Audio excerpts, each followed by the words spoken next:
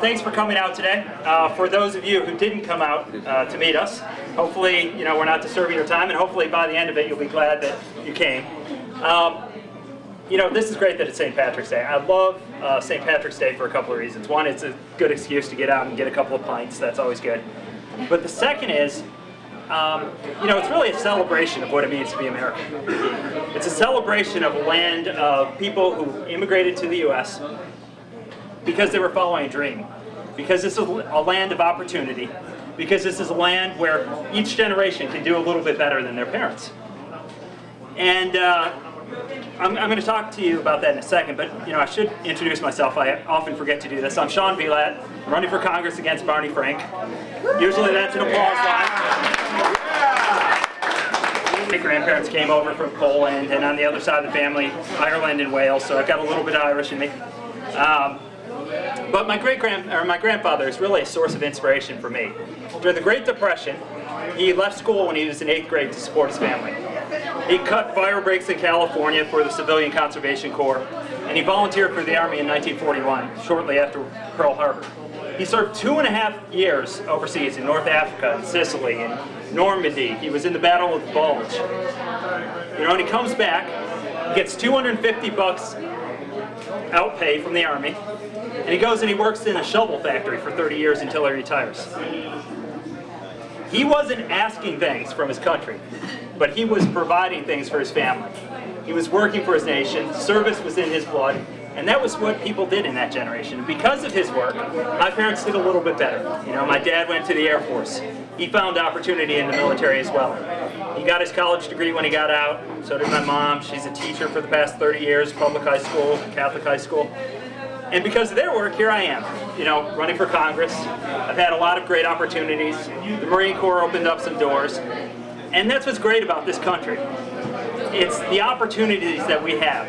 It's the fact that anybody can, make things happen, that they can move forward in their lives. And what I worry about right now as I look around is that, we've got this weak economy, we've got high unemployment, we've got this spiraling deficit, but even worse, we have this attitude that it's less about equality of opportunity and more about equality of outcomes. We need to move away from this paternalistic approach to government where people in Washington view government as the answer to all problems.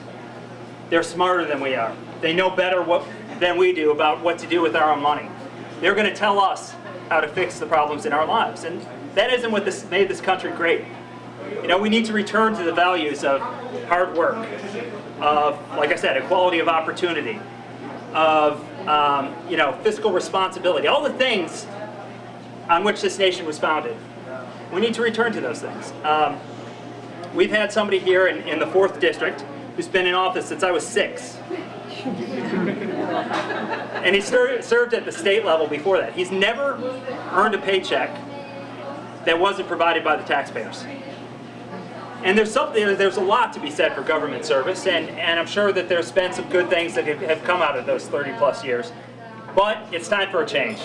It's time to get people into office who have some experience, creating jobs and worrying about payrolls and worrying about profitability and growing shareholder value.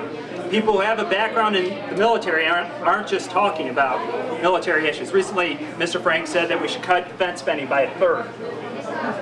That is just bad policy. That's not going to address the deficit. It's just naive. We need to stay strong. American strength creates stability in the world, and it creates a better future for us and for other nations. And we need to keep an eye on that. We need to be responsible about the deficit. We need to keep in mind the fact that, like Marty mentioned, Hope and I are having our first baby in August. I'm very excited about that. I do worry about the impact of the deficit. I do worry about, what these programs are doing for the next generation. Right now, anybody who was born after 1970 can expect to get maximum 3/4 of the Social Security benefit, despite paying into it their entire working lives. If we wanted to fully fund all our entitlement obligations right now, it would take $47 trillion. And that grows $1 to $3 trillion each year that we don't address it. We've got some serious issues facing this country, and what we have are sound bites instead of sound policies. I'll give you an example. Recently, President Obama said, we should freeze or cut spending by 10% on non-defense, non-national security programs. Okay, that sounds great. But that piece of the budget is 12%. 12% of the entire budget. You're cutting that by 10%. That's 1.2%. And you're going to spread that over 10 years. Is that reform? Is that policy? Is that what we need to get us back on path? I don't think so. I don't think so. And these are the things we're going to be talking about. People in the 4th District, and many of the people in Massachusetts, haven't had a choice in a long time.